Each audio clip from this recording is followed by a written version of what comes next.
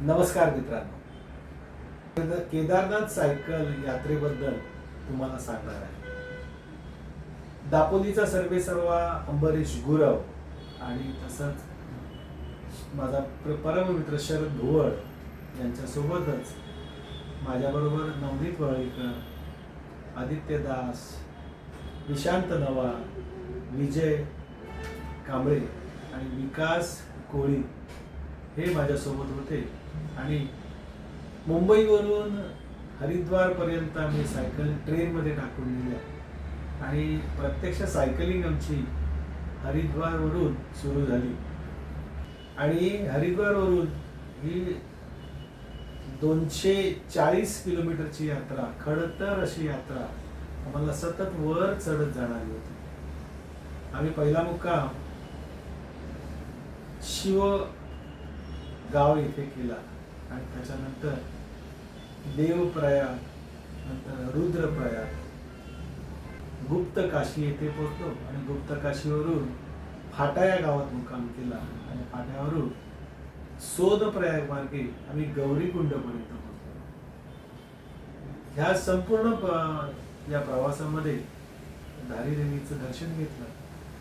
ही अलकनंदा नदीत धारीदेवीचं मोठं मंदिर आहे आणि या यात्रेच्या सुफळ संपूर्णतेसाठी तिची मनोकामना केली जाते.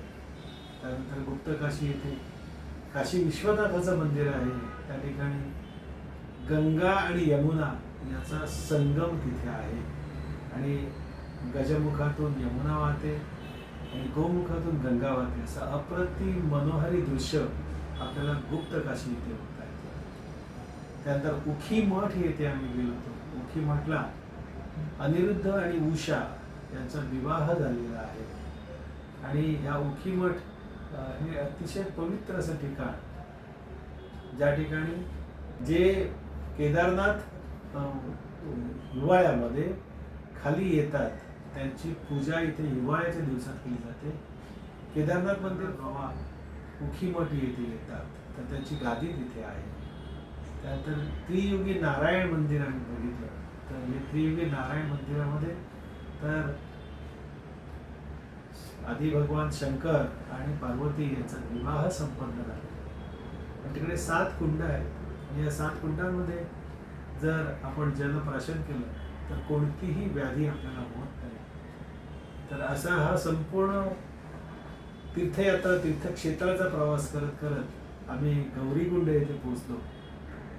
ह्या संपूर्ण प्रवासामध्ये 2 ठिकाणी आम्हाला लँडस्लाईड मिळाल्या. ट्रॅफिक तर होतीच, पण लँडस्लाईडमध्ये संपूर्ण ट्रॅफिक जॅम झाली असताना सायकल ढकलत ढकलत आम्हाला पलीकडे जावं लागलं होतं. ह्या वातावरण, इथलं वातावरण आणि निसर्ग हे अतिशय अनसर्टन आहे. म्हणजे कोणीही याच्याबद्दल प्रिडिक्शन करू शकत नाही.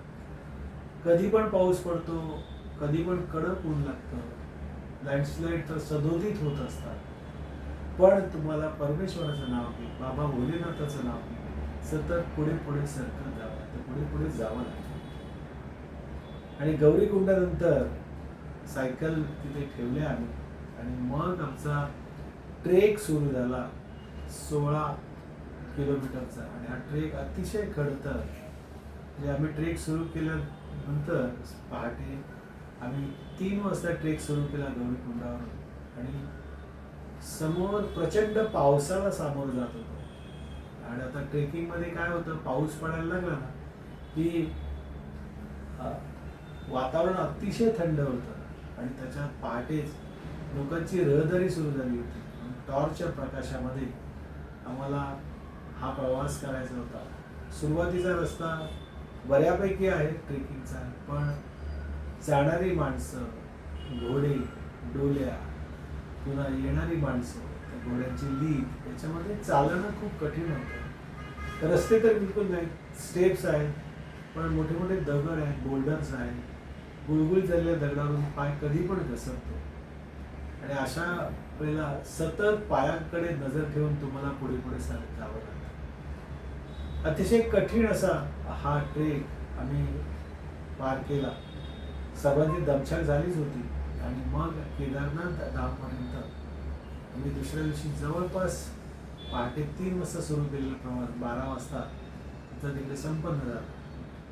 आणि पाहतो तर काय तिथे प्रचंड गर्दी केदारनाथ बाबाचं दर्शन घ्यायला. जवळजवळ मंदिरापासून 2 किलोमीटर पर्यंत रांग लागली. आम्ही प्रचंड थकलेले होतो आणि या रांगेत उभं राहून दर्शन घेणं इतपत पण त्राण नव्हतं.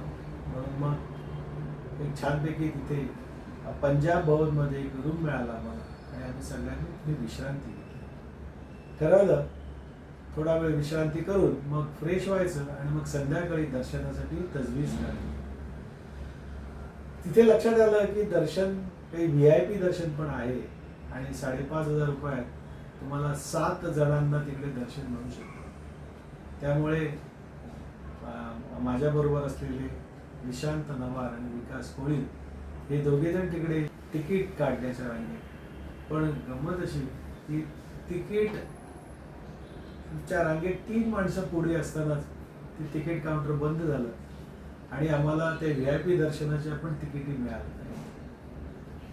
आणि मग आता करायचं काय? पुन्हा रांग तर तशीच होती, म्हणजे ते काही कमतरता झाली नाही. जे पुन्हा 10-12 तास रांगेत उभं राहणं खरोखरच खूप कठीण होतं. आणि मग आम्ही त्या देवस्थानच्या ट्रस्ट कमिटी जी असते त्यांची भेट घेतली, त्यांना आमची अडचण सांगितली आणि गंमत अशी की तिथे असलेल्या ज्या CEOनी आम्हाला सांगितलं तुम्ही सायकलिंग करून आला आहात ना तर तुम्हाला प्रथम दर्शन, म्हणजे सकाळी 7:30ला या, तुम्हाला दर्शनाची व्यवस्था केली. आम्ही निश्चिंत झालो आणि खरोखर दुसऱ्या दिवशी 7:30ला गेल्यानंतर थोड्या वेळातच ते CEO आले तिथे आणि त्यांनी आमची दर्शनाची व्यवस्था केली. गाभाऱ्यामध्ये गेल्यानंतर ते स्वयंभू लिंग पाहिलं, त्याच्यावर आम्हाला डोकं टेकवता, त्यांना स्पर्श करता आला. त्या स्पर्शातून व्हायब्रेशन आम्हाला जाणवलं आणि मग आमची यात्रा सुफळ संपूर्ण झाली असं आम्हाला वाटलं.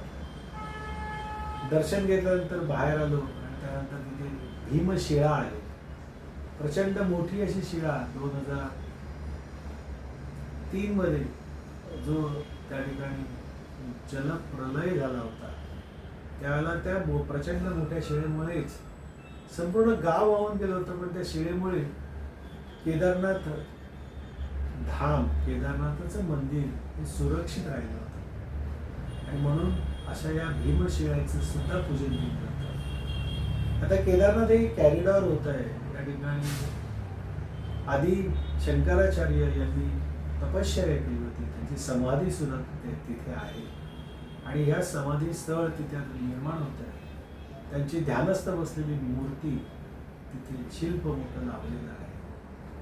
संपूर्ण परिसर फिरलो, 1 दिवस तिथे राहिलो आणि दुसऱ्या दिवशी पुन्हा उतरणीचा प्रवास सुरू झाला आणि चढण्याच्या त्या सफरीपेक्षा उतरण्याची सफर आणखी करत आणि मग उतरत असतानाच लक्षात आलं की दुपारी मी 2 वाजता सुरुवात केली आणि संध्याकाळी 7:30-8 वाजल्यानंतर अंधार पडला आणि अंधारात ट्रेक करणं, उतरणं खाली आणखी कठीण होतं. मला बरोबर 11:15 वाजले, रात्रीचे 11:15 वाजले खाली उतरायला आणि त्याच वेळेला वर्दी मिळाली की पुन्हा वर लँडस्लाईड झाली आणि केदारनाथची यात्रा बंद झाली. त्याच्यामध्ये लँडस्लाईडमुळे काही लोकांना जखमी पण झालेले आहेत. तर अशी ही यात्रा, संपूर्ण आमची यात्रा, आम्ही माझ्याबरोबर असलेले नवनीत वर्गीकर, निशांत नवार, अंबरीश गुरव, विकास कोळी, विजय कांबळे, तसंच शरद भुवण, आदित्य दास ही मंडळी सुखरूप होती. कोणालाही कसलीही इजा झाली नव्हती आणि प्रत्येकाचं दर्शन सुद्धा अतिशय सुंदर झालं. तर हे खाली उतरल्यानंतर पुन्हा परतीचा प्रवास आमचा सुरू झाला आणि आम्ही पुन्हा मग ऋषिकेशला मुक्काम केला आणि ऋषिकेशमध्ये राम झुला, जानकी झुला आणि तिथले असलेले वेगवेगळी मंदिर आम्ही पाहिली. खरोखरच ही यात्रा प्रत्येकाने करावी. खूप खडतर असली तरी परमेश्वराचं नाव घेऊन ही यात्रा सुफळ संपूर्ण होऊ शकते. यात्रेमध्ये खूप अडचणी आल्याच, पण अडचणींना आम्ही संधी समजून त्या सोडवत गेलो. आता बघा ना, माझ्या पायाची नखं सुद्धा त्यामुळे गेली. मी खाली उतरत असताना शूजमध्ये, बुटामध्ये खाली उतरताना बुटाला त्यांचा त्या नखांवर खूप प्रेशर आलं आणि दोन्ही नखं माझी निघून गेली. पण यात्रा संपूर्ण झाल्यामुळे खूप आनंद मनात आहे आणि भक्तिभावाने मन भरलेलं आहे. त्या सायकलमुळेच आम्हाला बाबा केदारनाथाचं दर्शन झालं आणि ही फार मोठी उपलब्धी आमच्यासाठी आहे. धन्यवाद.